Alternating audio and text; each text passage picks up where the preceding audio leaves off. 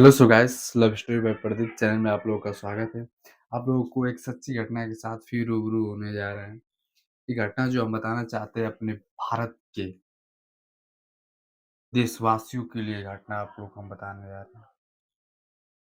हम बता रहे हैं कि हमारे देश के प्रति जैसे एक पड़ोसी अपने पड़ोसी को रहना नहीं देना चाहता है, हमेशा टॉर्चर करता रहता है। उसी तरह हमारे भारत की एक का पड़ोसी एक देश है पाकिस्तान।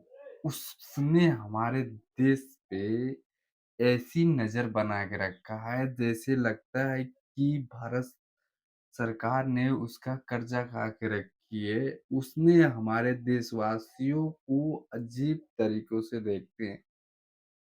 उस चीज़ को आप लोग बहुभांति समझने की कोशिश करिए कि हिंदू धर्म और मुस्लिम धर्म पूछ के मारा गया हमारे देश के ऐसे-ऐसे जो टूरिस्ट पे गए थे घूमने के लिए पहलगाँव जो कि वो जम्मू कश्मीर में पड़ता है। आप ये बात सुन के हैरान हो जाएँगे आखिर उन्हों लोगों के अंदर हमारे देश के प्रति क्या है, वो हमेशा अटैक करते रहते हैं। फिर भी हमारे देशवासियों, हमारे जो भारत सरकार की जो लीड है, वो हमेशा उन लोगों को माफ़ कर देती है। फिर भी कोई कुछ कहता नहीं है। 10 दिन, 5 दिन ऐसे सब कुछ चलता रहेगा, फिर वो सब शांत हो जाएगा। बताओ जिस फैमिली के परिवार में जो सदस्य कमाने वाला हो, अगर वही वहाँ मार गया, तो उस परिवार के ऊपर क्या बीतती होगी? हम हमारे देश के जो माननीय प्रधानमंत्री नरेंद्र मोदी जी हैं, हम उनसे हाथ जोड़ के उनसे निवेदन करेंगे कि ये सब जो हो रहा है, आप इस पे बहुत सी कड़ी से कड़ी कड़ाई करें और जो हमारे देशवासियों को गोली से भूना है, उनको उसी तरह भूना जाए। तो आपको एक सच्ची घटना के साथ वहीं की घटना है, अब जो बताना चाहता हूँ। एक जम्मू कश्मीर में अनंत जिला पड़ता है, वहाँ पे एक गाँव है पहलगाम। वहाँ पे कुछ ऐसे नज़ारे हैं, जो कि हमारे भारत के लोग वहाँ घूमने के लिए जाते हैं। कुछ ऐसी वहाँ ठहरने, घूमने की अच्छी सुविधाएँ हैं, कि देखने में बहुत भावुक और बहुत अच्छा लगता है। सब लोग वहाँ जम्मू कश्मीर जाते हैं। तो देखिए क्या हुआ कि पहलगाँव गए थे कुछ लोग घूमने के लिए, जो कि एक आप ही के उत्तर प्रदेश के एक निवासी थे। वो कानपुर की ओर थे। इसके बाद वो उनका थाना था महाराजगंज, उनका गाँव था हथियारी। वो सीमेंट का कारोबारी थे और सीमेंट का अच्छा खासा उनका बिज़नेस चलता था। उनका जल्द ही शादी हुआ था, फरवरी में।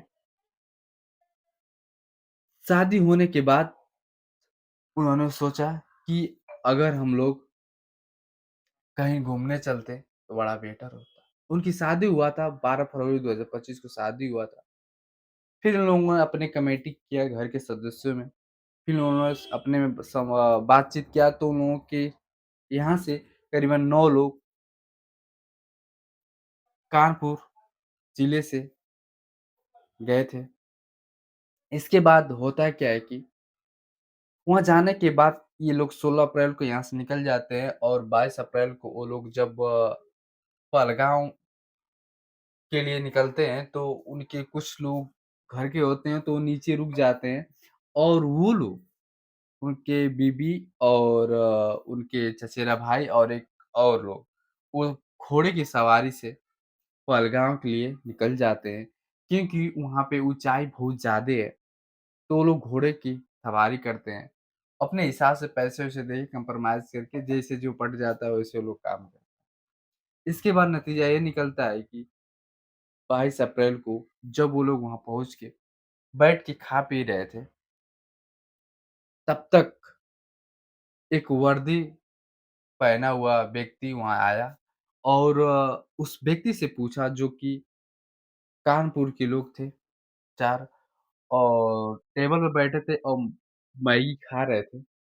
उसने आया तो पूछा क्या खा रहे हो? उसने बोला मैगी खा रहा हूँ। उसने पूछा तुम हिंदू हो मुस्लिम? उसने बोला तुमसे क्या मतलब तुम जाओ अपना काम करो, हम जो कर रहे हैं हमें करने दो। तो बोला कि तुम अपना नाम बताओ तुम्हारा नाम क्या है? तो उसने बोला तुम जाओ फिर इसके बाद उस तैश में आया वो लड़का जो कानपुर का था। अब बोला कि हाँ, मेरा शुभम द्विवेदी नाम है बोलो क्या करोगे? उसने जैसे ही ये नाम सुना, वो वर्दी वाला व्यक्ति तुरंत रिव बंदूक निकाली और उस शुभम द्विवेदी को वहीं पे वहीं भून दिया। इसके बाद उसकी पत्नी चिल्लाने लगी और बोली जब मेरे पति को तुम मार दिए हो, तो हमें भी यहीं दफ़न कर दो। ये बात उस हत्यारा एक बार भी नहीं सोचा कि नई-नई वाली दुल्हन के साथ इसने आया है और उसने उस व्यक्ति को वहीं के वहीं दफ़न कर दिया। मार के बोल क्या रहा है उसके पत्नी से, तुम अपने जाके प्रधानमंत्री नरेंद्र मोदी से बोल देना कि तुमको जो करना है सो कर लो, हम लोग हमेशा ऐसे ही करते रहेंगे। इसके बाद वहाँ पे करीबन 26 या 25 लोग को वहीं के वहीं वो लोग दफ़न कर दिए। भाग-दौड़ मच गई। भाग-दौड़ मचने के बाद कुछ लोग वहाँ पे घायल हुए। वहाँ के कुछ निवासियों ने उन लोगों को हॉस्पिटलाइज़ करवाया और फिर सबकी डेड बॉडी सबके यहाँ भिजवाई गई। कहा जाता है कि हमारे देश के खूंखार और सबसे अच्छे प्रधानमंत्री हैं, तो नरेंद्र मोदी जी हैं।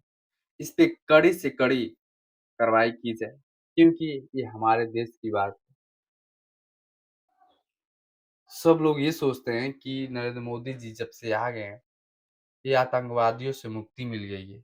आखिर ये ऐसा हो रहा है, तो बताइए कहाँ कोई सेफ है? और उन परिंदों को ऐसी सज़ा मिले, कुल लोग अगली बार कुछ करने से पहले एक बार सोच लें। इसी वक़्त हम अपने वाणी को विराम देंगे। जय हिंद, जय भारत। अगर हमारा वीडियो आपको अच्छा लगे, तो मेरे चैनल को सब्सक्राइब करें और ज़्यादा से ज़्यादा शेयर करें।